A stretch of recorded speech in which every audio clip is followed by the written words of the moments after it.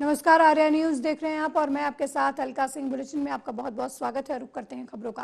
राजस्थान के अगले मुख्यमंत्री पद की दावेदारी के सवाल पर कांग्रेस नेता सचिन पायलट ने कार्यकर्ताओं से एकजुटता से चुनाव लड़ने की बात कही। उन्होंने कहा कि पहला मुद्दा यह है कि हम एकजुटता से चुनाव लड़ें और चारों राज्यों में चुनाव जीतें। कांग्रेस में हमेशा ही चुनाव जीतने के बाद विधायक दल और पार्टी मुख्यमंत्री के नाम से निर्णय करती है। कांग्रेस में कोई अशोक गहलोत गुट या सचिन पायलट गुट नहीं है।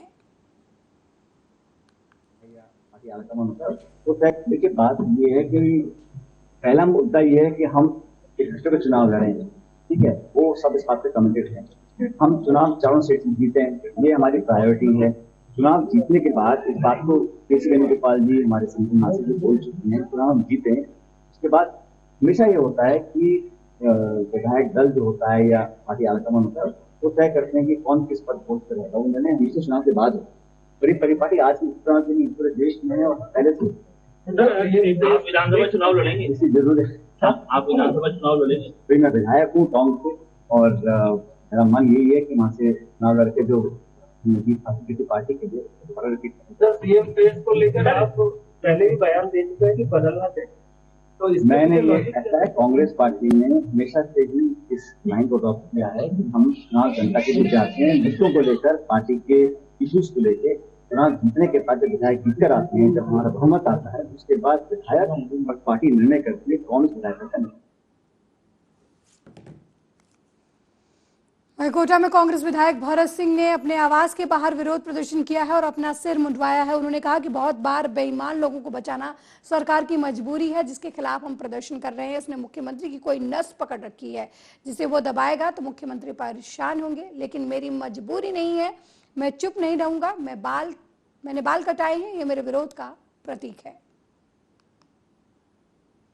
बहुत बार बेईमान लोगों को बचाना सरकार की मजबूरी है और मुख्यमंत्री जी की बहुत बड़ी मजबूरी है। और मैं समझता हूं कि जिसके खिलाफ हम प्रदर्शन कर रहे हैं उसने कोई ऐसी नस पकड़ रखी है मुख्यमंत्री जी को, जिसको अगर वो दबाएगा तो तकलीफ होगी मुख्यमंत्री को। इसलिए उसको संरक्षण प्रदान करना माननीय मुख्यमंत्री जी की मजबूरी है, पर मेरी मजबूरी नहीं है कि मैं चुपचाप बैठा रहूँ। तो ये बाल जो है ना, ये एक विरोध का प्रतीक है, क्योंकि मैं कहाँ तक बोलता हूँ।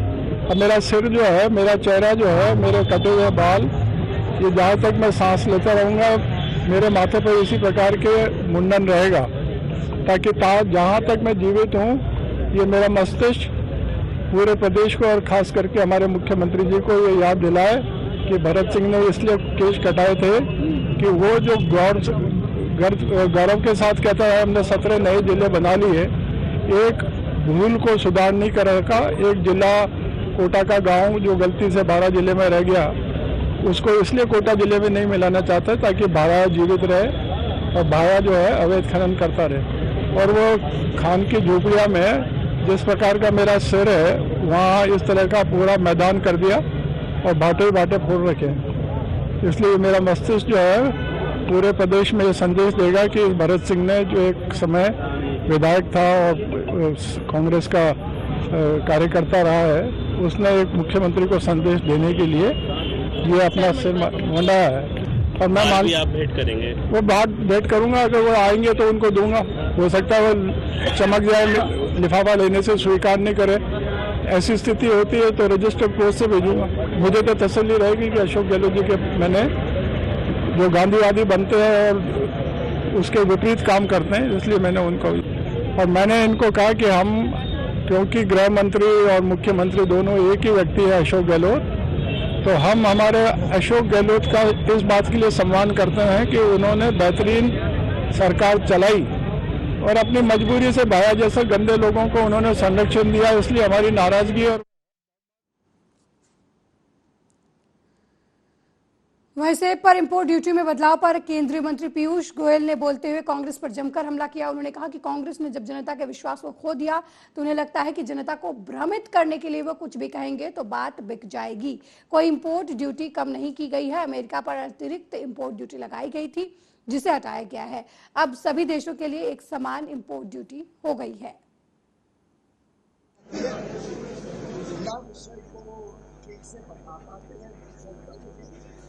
और शायद राजनीतिक हर विषय करने के लालच में झूठ और फरेब का सहारा लेने में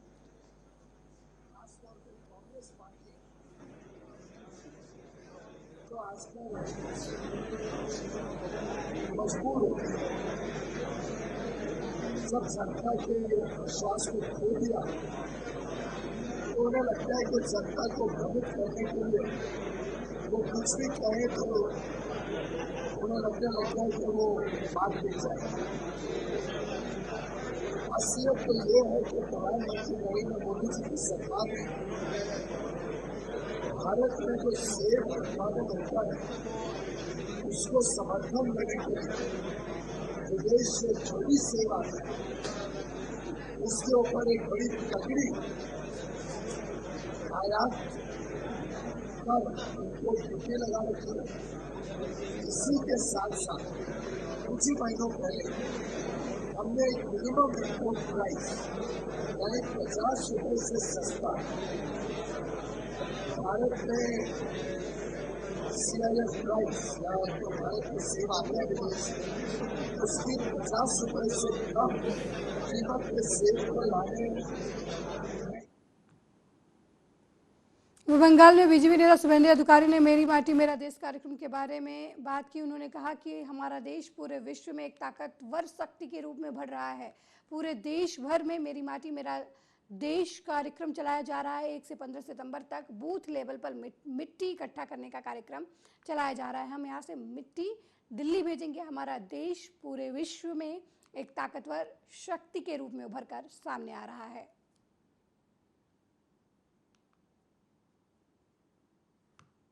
से मेरा देश मेरा माटी जो कार्यक्रम पूरा देश भर चल रहा है 1 से 15 सितंबर तक बूथ लेवल में डिस्ट्रिक्ट लेवल में मिट्टी कलेक्शन का प्रोग्राम चल रहा है।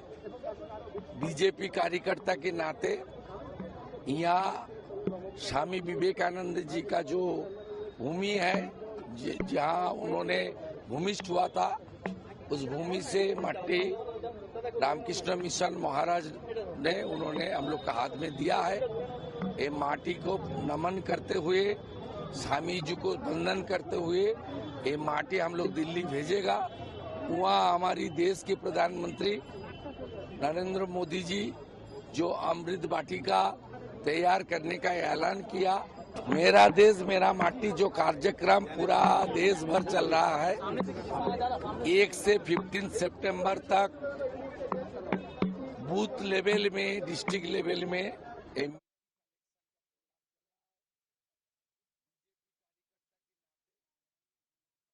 सरकारी जमीन हड़प गए हैं। IGRS के माध्यम से जिला प्रशासन के संज्ञान में ये मामला आया तो पूरे मामले की जांच शुरू की गई। कुल हड़पी गई 9.5 बीघा जमीन पर बड़ी बड़ी इमारतें खड़ी हो गई हैं। सिटी मजिस्ट्रेट प्रकाश चंद्र के मुताबिक भूमाफियाओं ने 7 बीघा जमीन चारागाह की हड़प ली है, जबकि 2.5 बीघे के तालाब का कुछ हिस्सा छूट गया है। बाकियों को भूमाफियाओं ने बेच डाला। मामला शहर के बीचों बीच स्थित देवानंदपुर का है। यहाँ भूमाफियाओं ने लखपति नगर के नाम से प्लॉटिंग की है और करोड़ों रुपए कमाकर निकल गए हैं।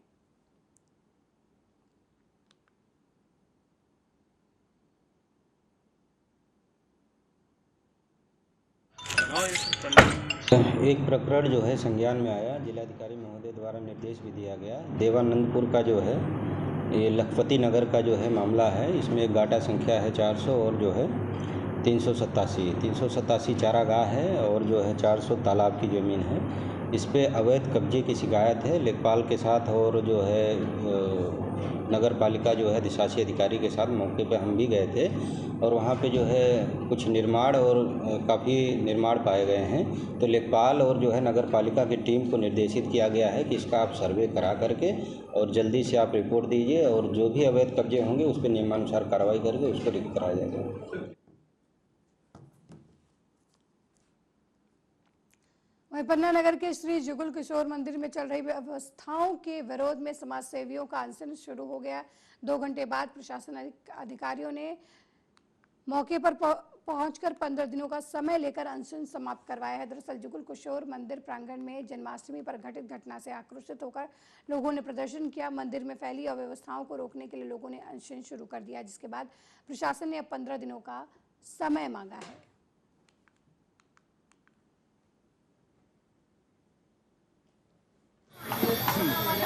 अव्यवस्थाओं के संबंध में हमारा पहला बिंदु था कि जो यहाँ की समिति है, समिति को भंग करके कलेक्टर, एसपी और सीओ जो 3 लोग हैं इनकी निगरानी में एक ऐसी समिति बने जो मंदिर के उद्देश्यों, मंदिर में प्रभाव और मंदिर की अव्यवस्थाओं को दूर कर सके।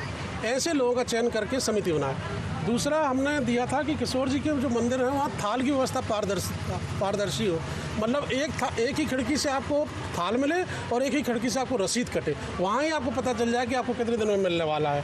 तीसरा जो मोबाइल का उपयोग है वो इतना ज़्यादा हो गया कि जो बुजुर्ग लोग हैं उनको बहुत परेशानी होती, खासतौर से महिलाओं और बच्चों को।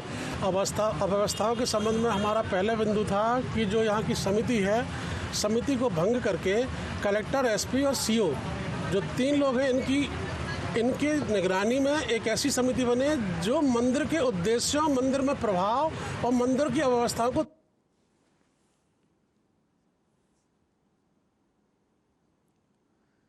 वहीं श्री गुरु ग्रंथ साहिब जी के संपूर्णता दिवस के संबंध में गुरुद्वारा साहिब हाजी रतन भटिंडा में नानकसर बदनी कला वाले संतों द्वारा 9 तारीख से 12 तारीख तक दीवान सजाए जा रहे हैं। इसको लेकर शिरोमणि गुरुद्वारा प्रबंधक कमेटी के प्रधान हरजिंदर सिंह धामी गुरुद्वारा साहिब पहुंचे। उन्होंने पहले गुरुद्वारा साहिब हाजी रतन में माथा टेका और दीवान में भी शिरकत की, जहां पर गुरु ग्रंथ साहिब जी के संपूर्णता दिवस की संगतों की बधाई दी। वहीं मौके की केंद्र और पंजाब सरकार को भी निशाने पर लिया। उन्होंने कहा कि दोनों सरकारों द्वारा सिख धर्म में दखलंदाजी की जा रही है।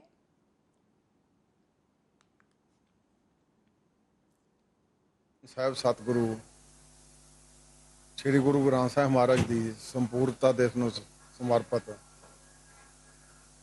ਮਹਾਪੁਰਸ਼ ਬੰਦਨੀ ਕਰਨ ਵਾਲੇ ਦਰਬਾਰ ਆਨੰਦ ਈਸ਼ਵਰ ਵੱਲੋਂ ਇਹ 4 ਦਿਨਾਂ ਗੁਰਮਤਿ ਦੇ ਸਮਾਗਮ ਗੁਰਦੁਆਰਾ ਹਾਜੀ ਰਤਨ ਵਿਖੇ ਰੱਖੇ ਗਏ ਹੈ, ਜਿਨ੍ਹਾਂ ਦਾ ਅੱਜ ਤੀਸਰਾ ਦਿਨ ਹੈ। ਧੰਨ ਧੰਨ ਗੁਰੂ ਗੋਬਿੰਦ ਸਿੰਘ ਪਾਤਸ਼ਾਹ ਜੀ ਨੇ ਕਿਰਪਾ ਕੀਤੀ ਸਿੱਖਾਂ ਦੇ ਉੱਤੇ। ਖਾਲਸਾ ਪੰਥ 1699 ਵਿੱਚ 5 ਪਿਆਰਿਆਂ ਦੇ ਰੂਪ ਦੇ ਵਿੱਚ ਸਤਿਗੁਰੂ ਜੀ ਨੇ ਪ੍ਰਗਟ ਕੀਤਾ ਤੇ 1708 ਦੇ ਵਿੱਚ ਸਤਿਗੁਰੂ ਜੀ ਨੇ ਸੰਪੂਰਨਤਾ ਤੌਰ ਤੇ ਗੁਰਤਾ ਗੱਦੀ ਨੰਦੇੜ ਦੀ ਧਰਤੀ ਤੇ ਬਖਸ਼ਿਸ਼ ਕੀਤੀ। ਇਸ ਦਮਦਮੇ ਦੀ ਧਰਤੀ ਤੇ ਗੁਰਦੁਆਰਾ ਲਿਖਣਸਾਰ ਵਿਖੇ ਸਤਿਗੁਰੂ ਜੀ ਨੇ ਲਿਖਸਰ ਸਾਹਿਬ ਵਿਖੇ ਸੰਪੂਰਨ ਤੌਰ ਤੇ ਸਾਹਿਬ ਗੁਰੂ ਤੇਗ ਬਹਾਦਰ ਪਾਤਸ਼ਾਹ ਦੀ ਪਵਿੱਤਰ ਗੁਰਬਾਣੀ ਨੂੰ ਅੰਕਿਤ ਕਰਕੇ ਸਭ ਸਿੱਖਣ ਕੋ ਹੁਕਮ ਹੈ ਗੁਰੂ ਮਾਨਿਓ ਗ੍ਰੰਥ 1706 ਦੇ ਵਿੱਚ ਸੰਪੂਰਨਤਾ ਸਤਿਗੁਰੂ। श्री जुगल किशोर मंदिर में कृष्ण जन्माष्टमी वाले दिन हुए हंगामे के बाद लगातार विवाद थमने का नाम नहीं ले रहा। सुबह जहां राजमाता जीतेश्वरी देवी का बयान सामने आया, तो अब राजमाता जीतेश्वरी देवी के समर्थन में करणी सेना ने प्रदर्शन कर अपर कलेक्टर को कलेक्टर के नाम एक लिखित शिकायत की आवेदन पत्र सौंपकर कार्रवाई की मांग की है। उग्र आंदोलन की चेतावनी भी साथ में दी है।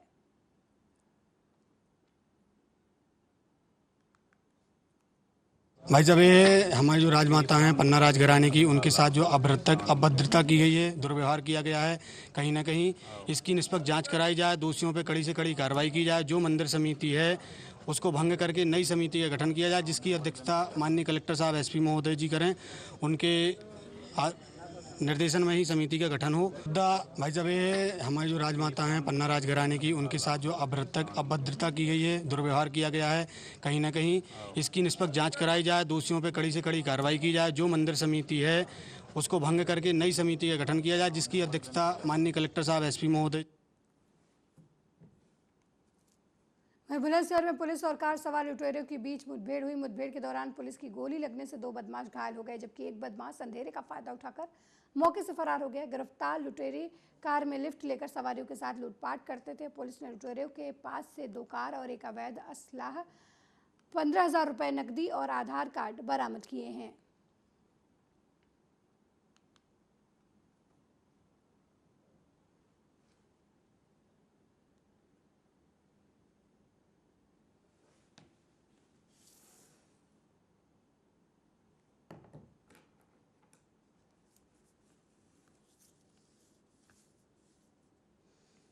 तो बुलंदशहर से बड़ी खबर सामने टीवी स्क्रीन पर हम आपको दिखा रहे हैं जहां पुलिस और लुटेरों के बीच मुठभेड़ हुई है।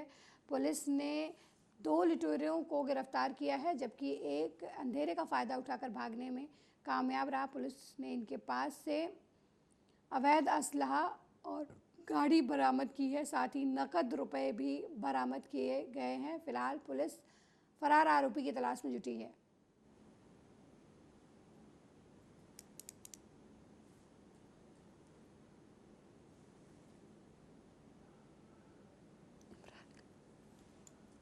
और इस खबर पर ज़्यादा जानकारी के लिए हमारे साथ हमारे संवाददाता इमरान खान फोन लाइन पर जुड़ गए हैं। इमरान, बुलंदशहर में पुलिस और बदमाशों के बीच मुठभेड़ हुई है, क्या कुछ अपडेट है इस खबर को लेकर आपके पास? डिटेल में बताएं।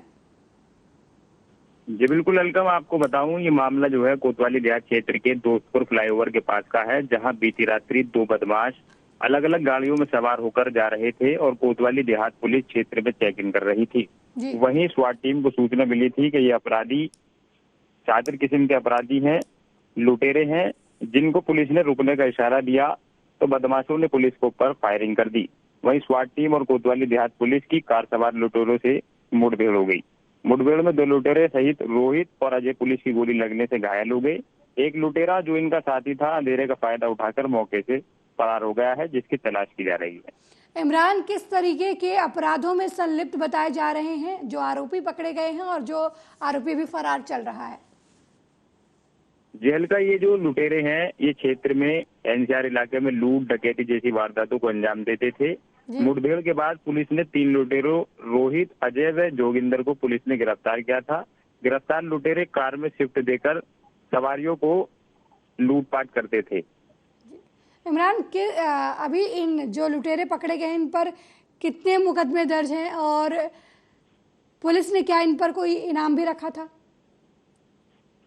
जेल का ये लुटेरे जो है इन पे 1000 रुपए की नकदी भी बरामद की गई है और इन पे अन्य मुकदमे जो अलग अलग थानों में दर्ज बताए जा रहे हैं जी। और इनकी गिरफ्तारी के लिए पुलिस ने कोई इनाम नहीं रखा था, लेकिन जो इनका साथी फरार हो गया है उसकी गिरफ्तारी के भी प्रयास किया जा रहा है। बहुत बहुत धन्यवाद इमरान इस खबर पर जानकारी देने के लिए।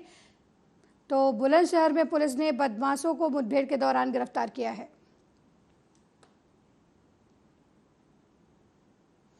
वहीं बुलंदशहर में पुलिस को बड़ी कामयाबी मिली है। पुलिस ने 3 चोरों को गिरफ्तार किया है और उनके पास से 3,13,000 रुपए और कैंटर सहित 2 मोबाइल फोन और असलहा कारतूस भी बरामद किया है। पकड़े गए चोरों पर अलग अलग थानों में कई मामले दर्ज किए गए हैं।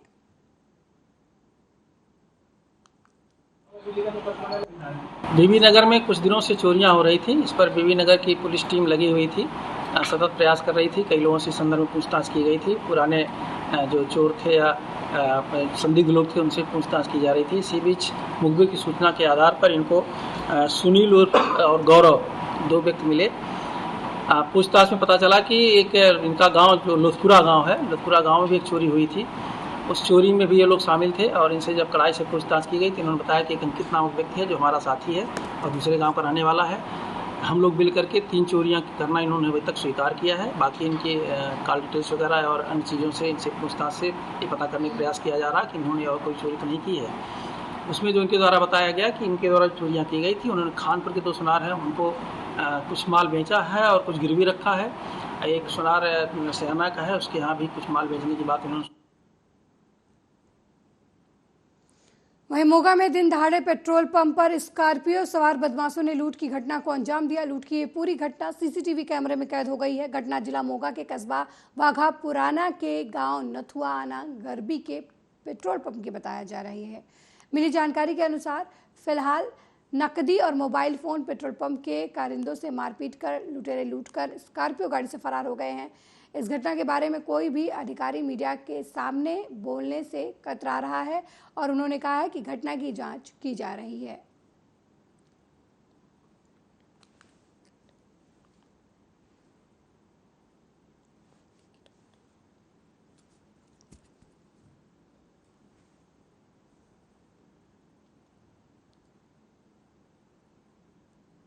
मेरे साथ इस बुलेटिन में फिलहाल इतना ही। देश दुनिया की तमाम खबरों को देखने के लिए देखते रहिए आर्या न्यूज़। नमस्कार।